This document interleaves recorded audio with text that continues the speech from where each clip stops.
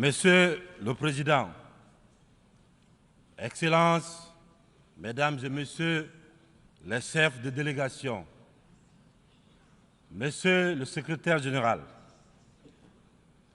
je voudrais, avant de commencer, Monsieur le Président, vous adresser les chaleureuses félicitations de la délégation guinéenne pour votre brillante élection à la présidence de la 78e Assemblée générale des Nations unies. Je voudrais également, devant cette auguste Assemblée, vous assurer du soutien de mon pays.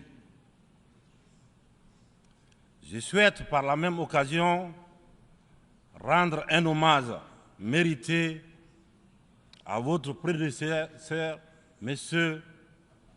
Csaba Kőrösi de la Hongrie, à M. le Secrétaire général, M. Antonio Guterres. Je le remercie pour le dévouement avec lequel il dirige notre organisation. Monsieur le Président, Mesdames et Messieurs, en venant prendre part aux travaux de la 78e section ordinaire, je voudrais m'acquitter d'un devoir, celui de vous transmettre les chaleureuses salutations du peuple souverain de Guinée.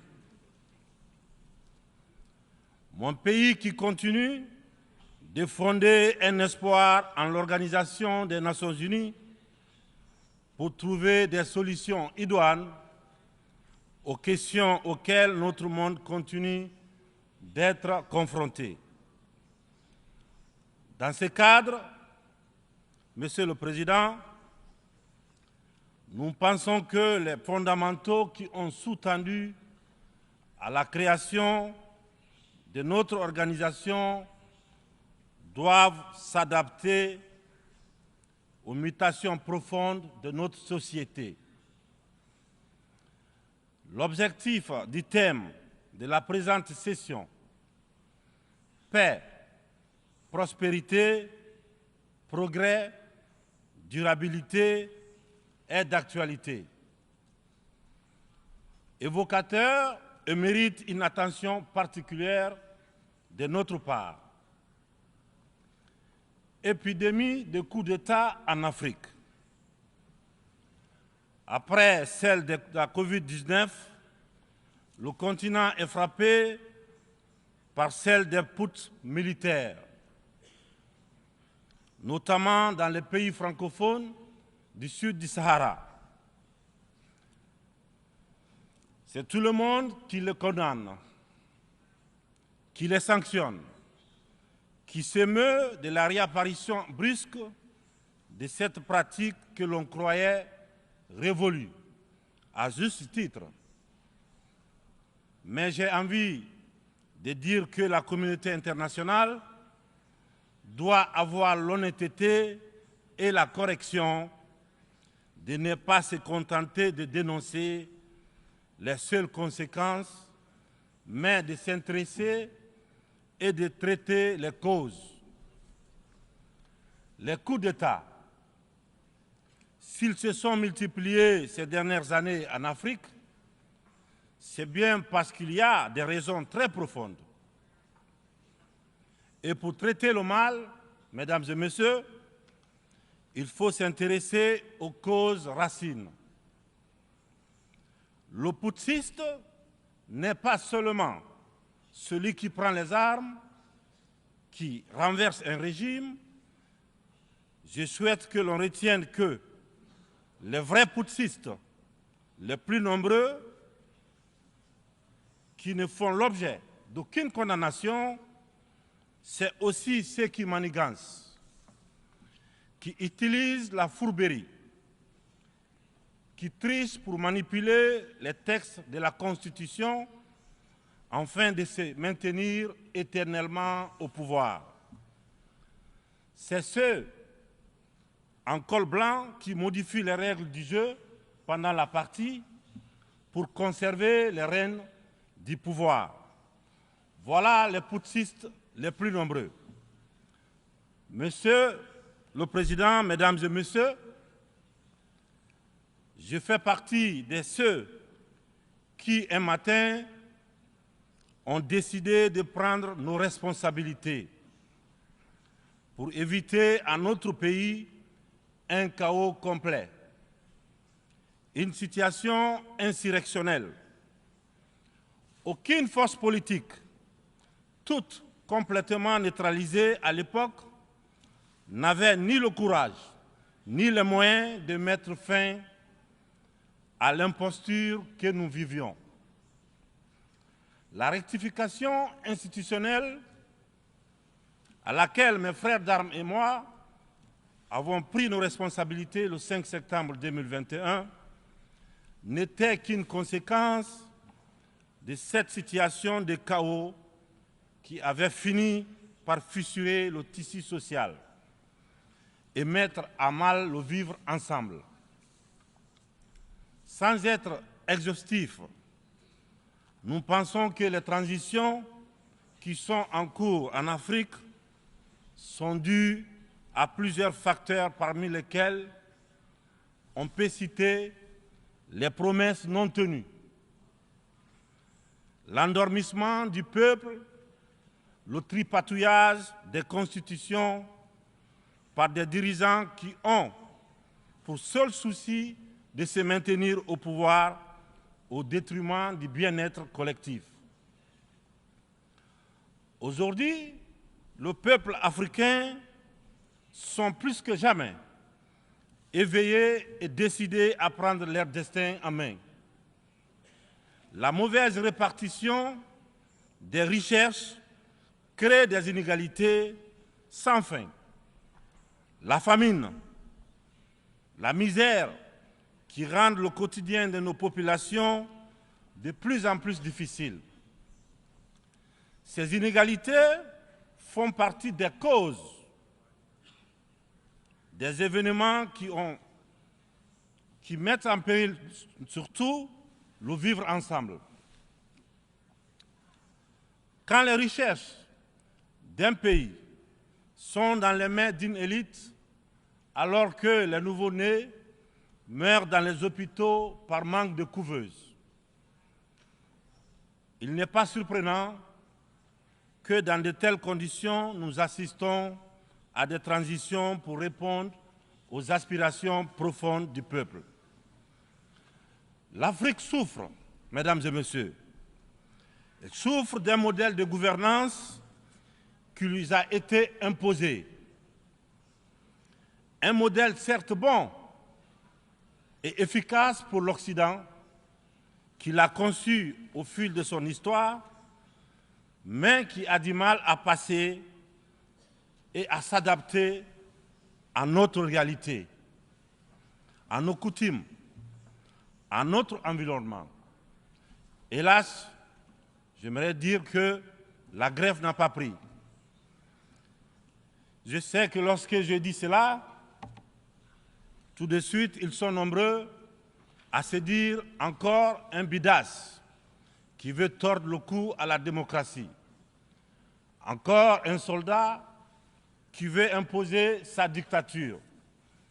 Cependant, de façon très claire, sans hypocrisie, sans faux semblant, les jeux dans les jeux, nous sommes tous conscients que ce modèle de démocratie que vous nous avez si insidieusement et savamment imposé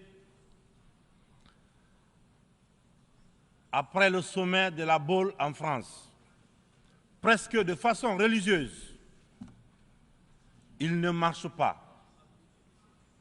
Les différents indices économiques et sociaux sont là pour démontrer que ce n'est pas un jugement de valeur sur la démocratie en elle-même. Croyez-moi, bien entendu, c'est un constat, c'est un bilan. Sur plusieurs décennies d'expérimentation chaotique de ces modèles dans notre environnement, une période où il n'a été question que des outils politiques, au détriment, bien sûr, au détriment de l'essentiel, qui est l'économie, la transformation de nos matières premières sur place. Permettez-moi de pousser l'exercice de vérité un peu plus loin.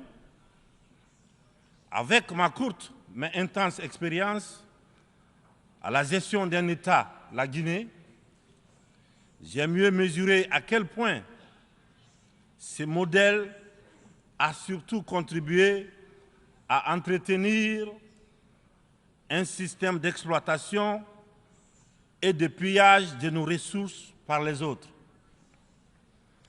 et une corruption très active de nos élites, des leaders nationaux à qui on a souvent accordé des certificats de démocrates. Et en fonction de leur docilité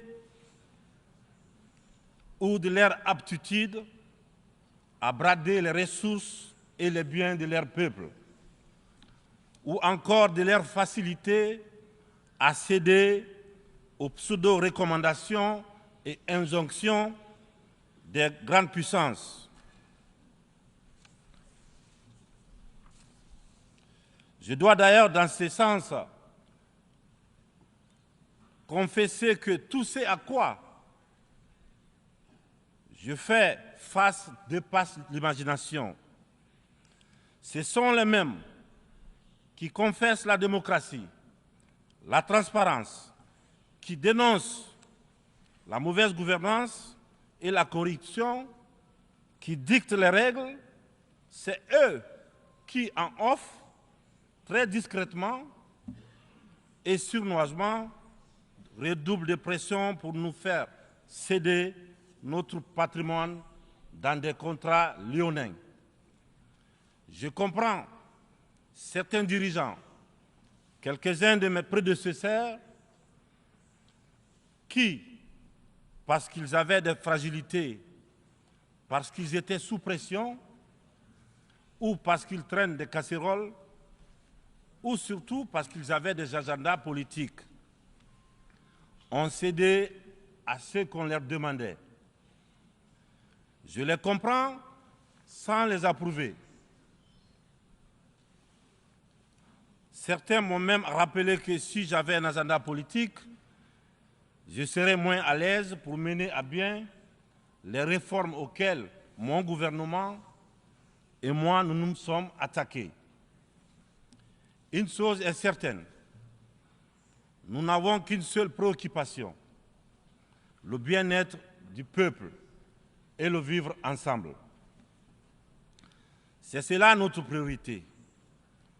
C'est pourquoi la transition que je dirige a choisi de se consacrer avec méthode en fixant les objectifs clairs dans un ordre précis. Le social, l'économie et le politique.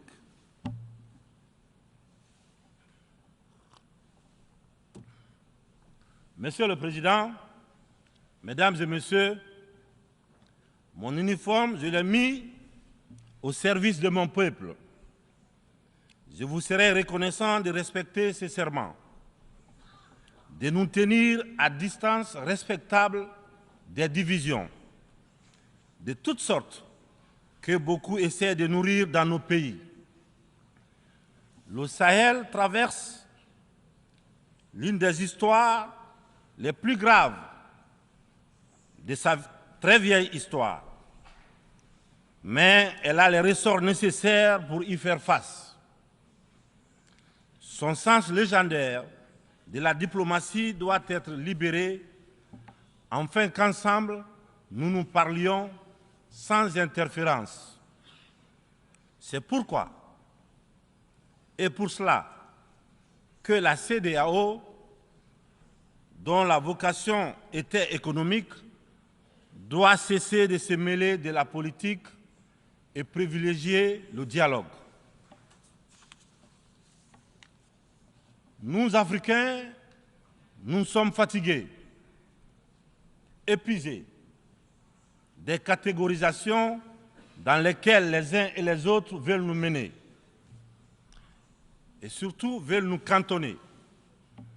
La population de l'Afrique est jeune. Elle n'a pas connu la guerre froide. Elle n'a pas connu la guerre et les guerres idéologiques qui ont façonné le monde pendant les 70 dernières années.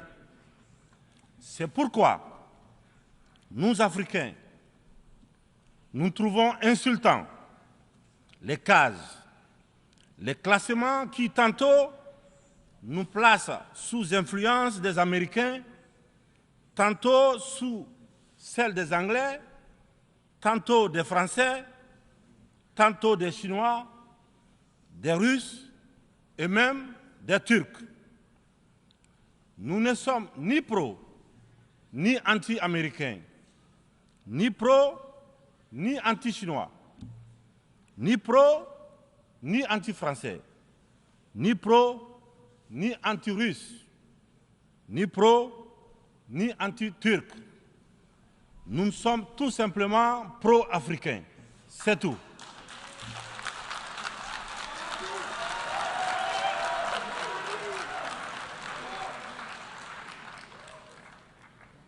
Nous mettre sous la coupe de telle ou telle puissance est une insulte, du mépris, du racisme vis-à-vis d'un continent de plus d'1,3 milliard de personnes. Il est important, dans cette prestigieuse et influente assemblée, que l'on comprenne clairement que l'Afrique de papa, la vieille Afrique, c'est terminé.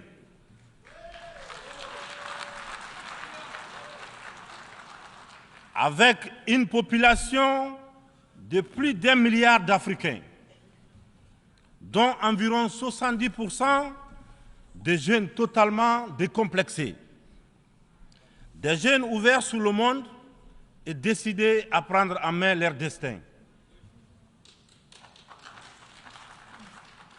Il est venu le moment de prendre conscience que les structures, les règles issues de la Seconde Guerre mondiale,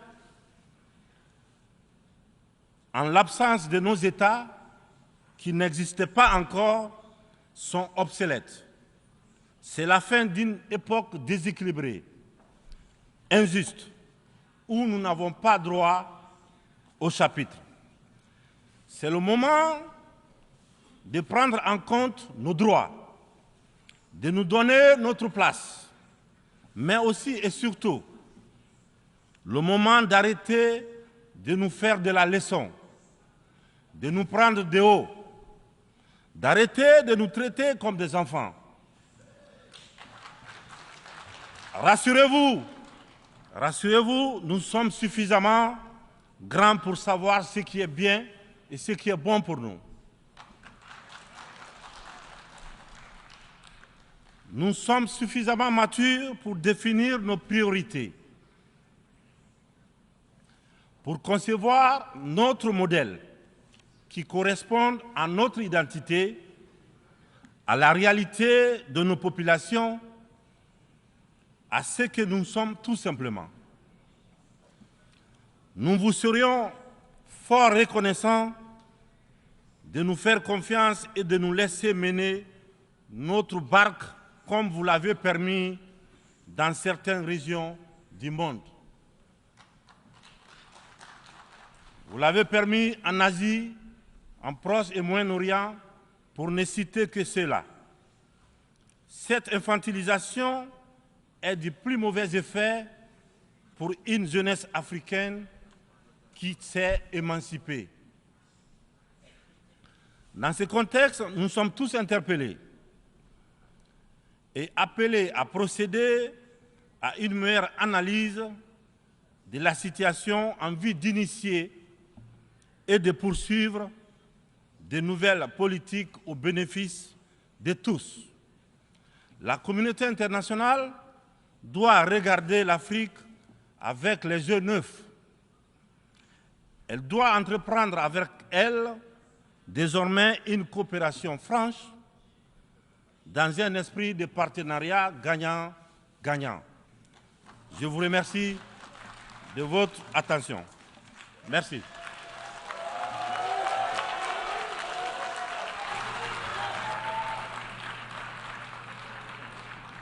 A nombre de la Asamblea, agradezco al presidente del Comité Nacional para la Reconciliación y el Desarrollo, presidente de la República de Guinea y jefe de Estado, la declaración que acaba de